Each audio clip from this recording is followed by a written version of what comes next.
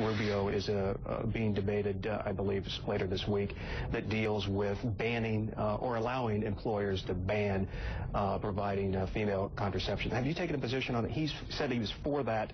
We'll talk about personhood in a second, but he's for that. Have you taken a position on it? I'm not for the bill, but look, the idea of presidential candidates getting into questions about contraception within a relationship between a man and a woman, a husband and wife, I'm not going there.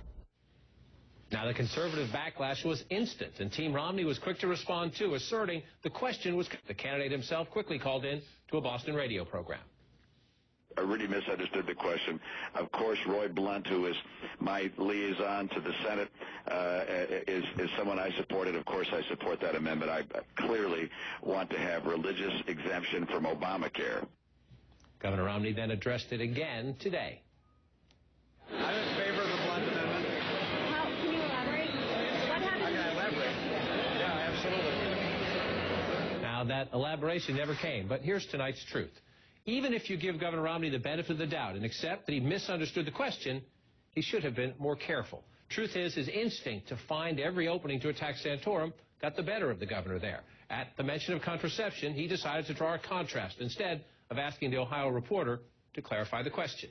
Again, especially given his problems with social conservatives, a more deliberate approach would have spared him the against it before he was for it dust-up.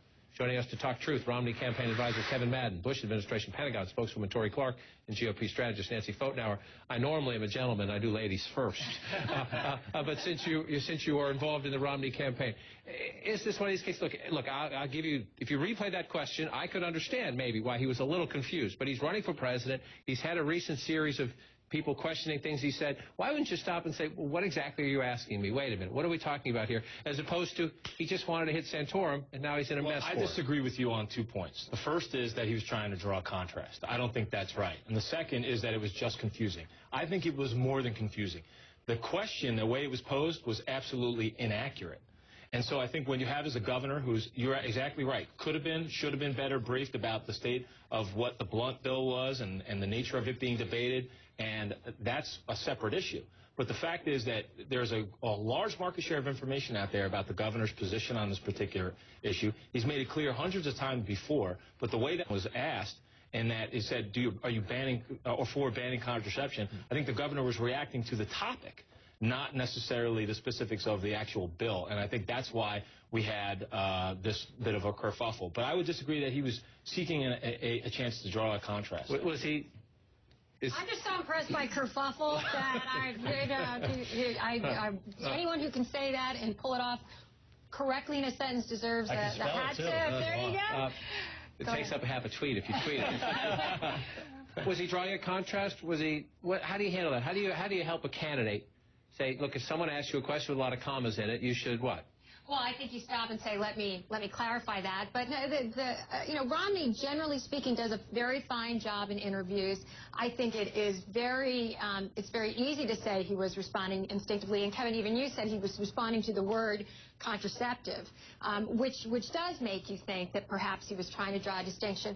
But, you know, the bottom line is it's an error that is going to cost him, because Romney has serious problems with white evangelical voters.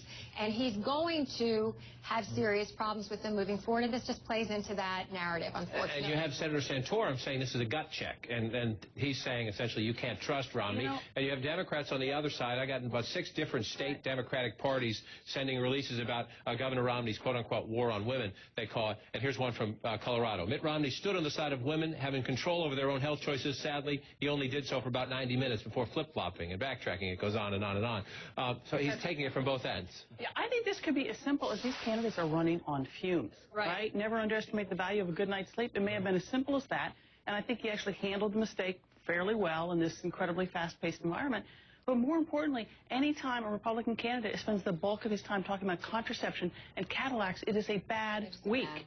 That is a bad week. These guys have got to start. They are letting themselves dragged into this and beat these horses to death. I agree with that entirely. But look, right now, rather than just judging what we're seeing as the fumes that are on cable television, If you look at the local press out in Ohio right now, places where people are going to be rendering judgment, governor's message is entirely focused on the economy. And the local coverage is focused on the economy. That's what's going to resonate with voters. You say that's what's going to resonate with voters. I wanted to ask you guys quickly about this. There's another kerfuffle tonight, and it's about Michigan.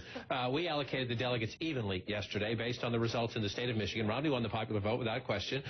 We allocated the delegates evenly based on our own math and based on our understanding of the Michigan party rules, with the at-large delegates one each. They have a meeting today, and Governor Romney gets the edge, and the Santorum campaign is screaming. They're saying that they rewrote the rules, backroom dealing, this kind of backroom dealing, political thuggery just cannot and should not happen in America. Look, this was done in the state. Whether the Romney campaign asked for it or not, I don't think we have any reason to believe that. Should Governor Romney maybe say, take your delegate back? I don't need this mess. Of course not. We're in a delegate hunt right now. We're going to take them any way we can get them. I think what has to be remembered, though, is that the state party is the one that decides this, and the state party has actually said that what they're going to do is, and they said this before the actual contest, they said that their intent was to award those 2 delegates to the person who won statewide. The governor won statewide, and that's why they awarded to him. I understand what the Santorum camp is trying to do, but I think it's sort of nonsense to use words like thuggery. We've had a lot of this messiness, though. The caucus states getting the results wrong and back and forth. All right, everybody hang on. We're going to continue our conversation about other things, other kerfuffles in just a moment. Remember, though, this is a reminder to join us soon.